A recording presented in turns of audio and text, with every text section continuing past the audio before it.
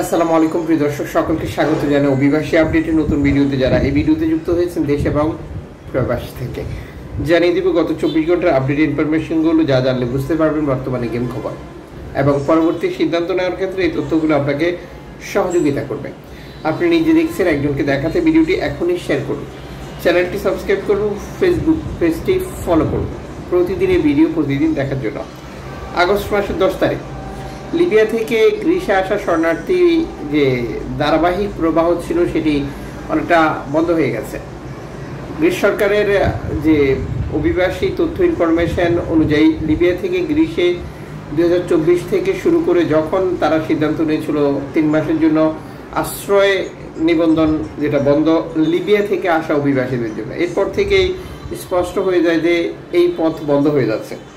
আর সেই সময় থেকে আমরা প্রচারণা শুরু করেছিলাম আমাদের কোনো বাংলাদেশি যেন এই রাস্তায় গেম না নেয়। এর আগে ইতালি এবং আলবেনিয়া চুক্তিকে উপলক্ষ করেই মূলত লিবিয়া থেকে গ্রিসে আসার এই রাস্তাটি ব্যবহার করা শুরু করে, কারণ তখন একটি ভয় ছিল যে আলবেনিয়াতে পাঠিয়ে দেবে বা ইতালিতে থাকলেও বাংলাদেশে পাঠাবে। যেহেতু ইউরোপীয় ইউনিয়নের বাংলাদেশকে অনিরাপদ দেশ ঘোষণা, এর মধ্য দিয়ে ইতালি সরকার এখন আর কোনো বাংলাদেশিকে ইতালি থেকে বাংলাদেশে পাঠাতে পারছেন না।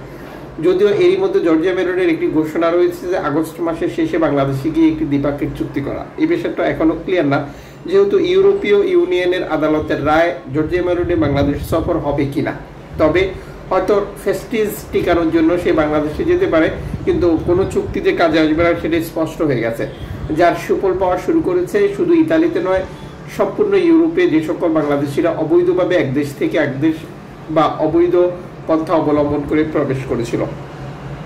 যে ধারাবাহিকতা তুরস্ক থেকে গ্রিস গেম অব্যাহত রয়েছে। এজিয়ান পোর্ট রিপোর্টের সর্বশেষ প্রতিবেদন অনুযায়ী রেকর্ড সংখ্যক শরণার্থী গত 24 ঘন্টা যেটা তুরস্কের বিভিন্ন এলাকা দিয়ে গ্রিসের উপত্যকা দ্বীপগুলোতে প্রবেশ করেছে।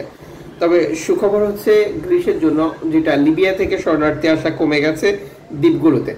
এখানে দ্বীপগুলোতে শরণার্থী আসা বন্ধ করার মূল কারণ হচ্ছে যে বর্তমান পর্যটন মৌসুমে যখন শরণার্থীরা এই সকল দ্বীপে প্রবেশ করে তখন সেখানে পর্যটকরা আসা বন্ধ করে দিচ্ছে বা পর্যটকরা নিজেদের যে অবস্থান এটি নিয়ে বিতর্কের মুখে পড়ছে বা হুমকির মুখে মনে করছে। আপনারা জানেন যে গ্রিসে আপনি যা ইচ্ছে তাই করতে পারবেন, আর এই দ্বীপগুলো ওপেন, যে কারণে মূলত জটিলতা। ওশান বাইকের সর্বশেষ মাইক্রো ব্লগিং সাইট এক্সে দেওয়া বার্তা নিশ্চিত করেছে তাদের আগেরকার উদ্ধারকৃত অভিবাসীদেরকে নিরাপদে ইতালিতে হস্তান্তর করার পর আবারও মাল্টা উপকূলের কাছে এসে উপস্থিত হয়েছে তারা বিপজ্জনক পরিস্থিতি শরণার্থীকে উদ্ধার করে ইতালিতে পৌঁছে দেওয়ার জন্য। আমাদের পক্ষ থেকে স্পেশালি ধন্যবাদ। এদিকে অ্যারোরা সর্বশেষ মাইক্রো ব্লগিং সাইট এক্সে দেওয়া বার্তা নিশ্চিত করেছে তারাও আগের শরণার্থীদেরকে নামিয়ে দিয়ে আটক আদেশ সম্পূর্ণ করে আবারও ভূমধ্যসাগরের শরণার্থী উদ্ধার করার জন্য ফিরে এসেছে।